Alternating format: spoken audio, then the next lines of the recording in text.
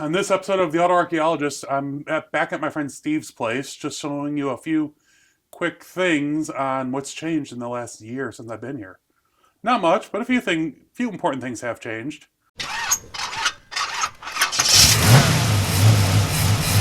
All right, so we're back in the second barn because the first one, nothing's changed. That was never the plan. Those are long-term projects, just like these. But you can see this is the green 70 Plymouth Cuda AAR. It's in green go or sassy grass green, depending on Plymouth or Dodge. This one hasn't changed much, but over there, which I can't get to because the Bobcat's broken and it's blocking the door, you can see that there's a Dodge Challenger, a 70 Challenger over there where the 76 pack car used to reside. And you're like, okay, 70 Challenger, nothing special car, it's got a flat hood, but it is not. It is actually a 70 Challenger TA, 346 pack. Don't know much else beyond it's sitting over there temporarily. But as you can see, the 70 Cuda convertible is still over here. Just gotta make my way in the 66 Coronet still here. But 70 Cuda convertible 3-3 car. Still buried behind the vintage pop-up camper. Ooh, there's a luggage rack for an E-body. And then here is the 1970 Plymouth Cuda 446 barrel car. I did say it correctly this time. And if you look up there, there's a white fender. That fender is a Grand Coupe. It came off of an original St. Louis Blues Cuda. In 1970, when the St. Louis Blues went to the Stanley Cup, a local dealership made, I don't know how many, but I think they gave them away to players or something like that. I'll learn more in the voiceover. But yeah, and then here's some E-body dashes. And yeah, AAR Cuda. Just for context, that's the sliding door where the AAR and the TAR. And this Bobcat is directly in the way of that door opening, and it is not running at this time because it's currently 23 degrees out here, and we're freezing, and it does not want to start. So I'll have to leave that for next time. All right, here's another cool one that was been updated. This is the 1966 Dodge Coronet 500.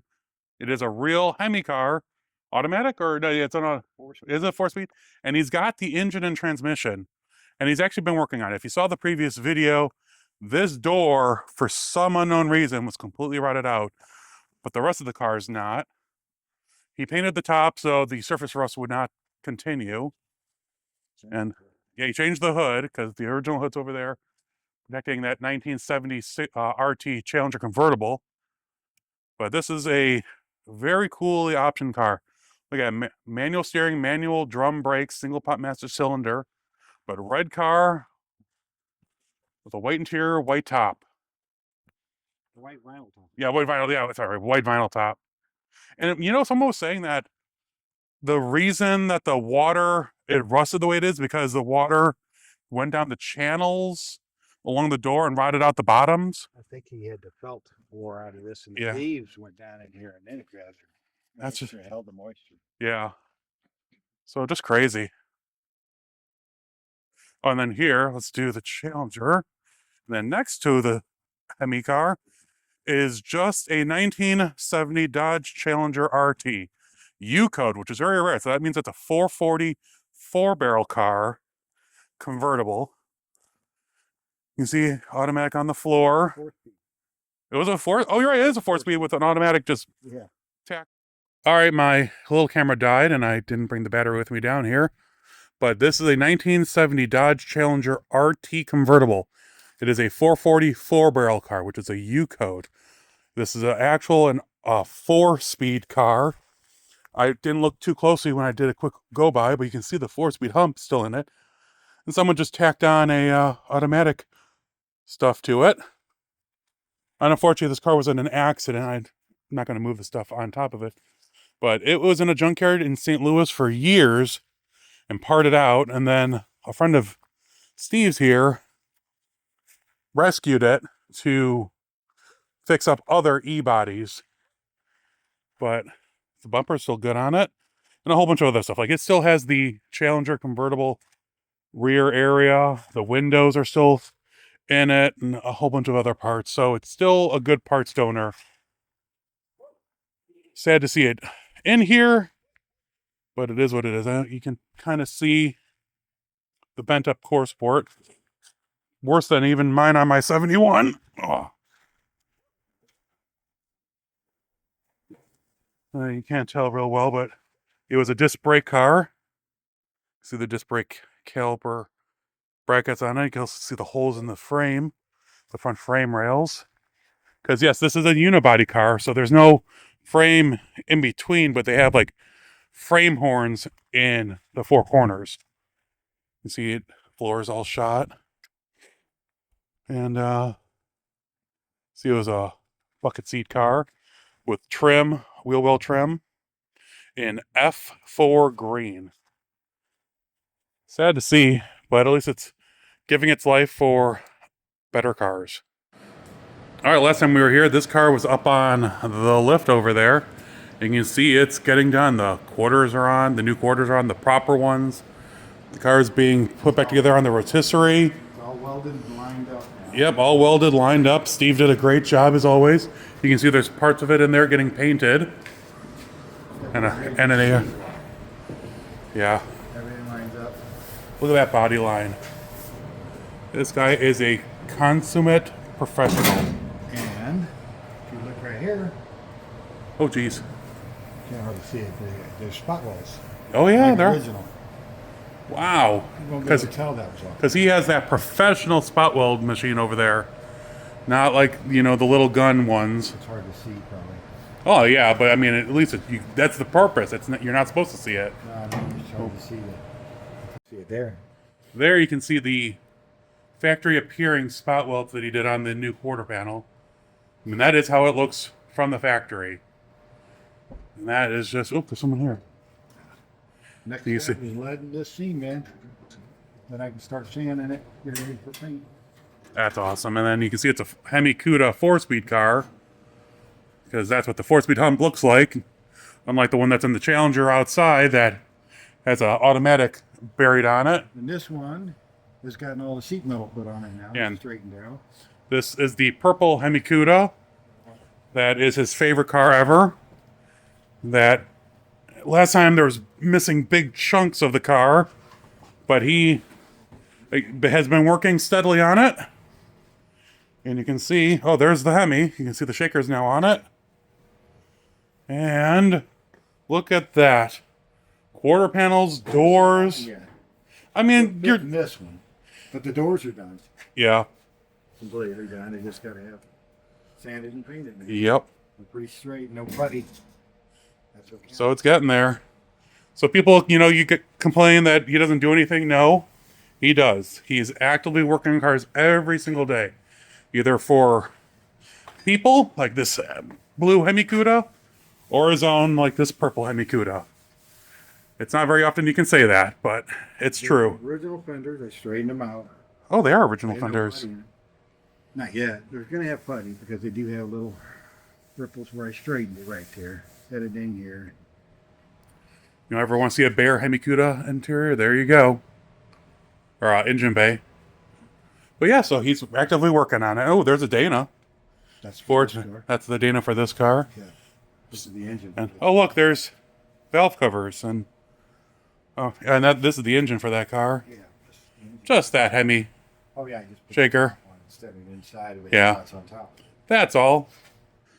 Okay, so Steve wanted me to show this because Steve does have nice restored cars that he is able to enjoy. He has a very nice, 66 Coronet convertible? Yeah. And then he has this 1970 Challenger RT SE 3D3 4-speed car that is perfect. And I don't mean that like, oh, it looks really good. No, I mean, it's dusty, but it's got new old stock parts and special built. It is legitimately about the nicest RTSE you can get. Look at those SE door panels That's original. and the original steering wheel, Yeah. window I think I sticker. changed the carpet. Yeah, but Put it in there. you can see that it has the original SE trim up here, or whatever the package is, and the big thing is the rear window. And then the rear trim, no spoiler, really clean. So it just goes to show that, you know, there are nice cars here. He's not completely crazy. I mean, he's good crazy, not bad crazy. And then, what do we... The original plate off the Hemi Cuda. Right. Oh, that is an original... The car was built in October, and by November the guy had it and it was driving it. Oh, jeez. That's cool. Yeah, a little bit of dust webs. That's cool, Steve. Thanks for showing us the nicest. All right, we're going to end this video a little bit differently than the last one. When we finished the last one, the light didn't want to turn on, and Steve was able to get it going. So this is the last update. Hanging out here with a 70 B5 Blue Hemi Cuda and a Plum Crazy Hemi Cuda. Talk to y'all soon. Stay safe. It was really cool to see in just 1 year what Steve had all gotten into. Like working on the Hemi Coronet, which is still for sale. I think he was asking $45. If you check back on the previous video, I have a lot more information on the car and, you know, the parts he has. And the fact that he got work done on both Hemi Cudas. He sold the purple 6-pack car. He moved in another TA, which I didn't even know about. But it's really neat to see these cars and that he actually does stuff with them. Hey, automotive adventurers. I hope you enjoyed that video from my friend Steve's place. Nice little update showing that things are moving around and updating, and that stuff doesn't sit when it's at his place long term.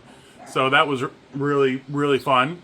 And so that's really it from Missouri over the last few weeks. I hope you enjoyed the video series about the going to Clay and Sons, and then my new friend down in central Missouri. So that was a lot of fun. This week I didn't get a lot done on the green car, other than I did get some remanned brake calipers right here. Lifetime warranty, or lifetime limited warranty, whatever it is. I just need them temporarily at least. And I've actually been working on the blue car, getting it ready for Hot Rod Power Tour in 2 weeks. And here, let me show you. This is my old air filter. This is my new air filter. I'll show you real quick. Little bit of a difference. I think from my notes, I haven't changed the air filter since 2020, 2021. But, so I've been going through, bought a new air filter, cleaning up bits and bobs because it was filthy. And another step closer to Power Tour. Next week I'll probably do a second or an extra video on what's going on with our group on Power Tour, because we got a lot of cool stuff planned. But if you have any comments or questions, of course, leave them in the comment section below or any of the social media. You know I do post a new video every Monday, and I hope this one gets out on Monday, because I forgot it's Memorial Day. But otherwise, I will talk to you all soon. Stay safe.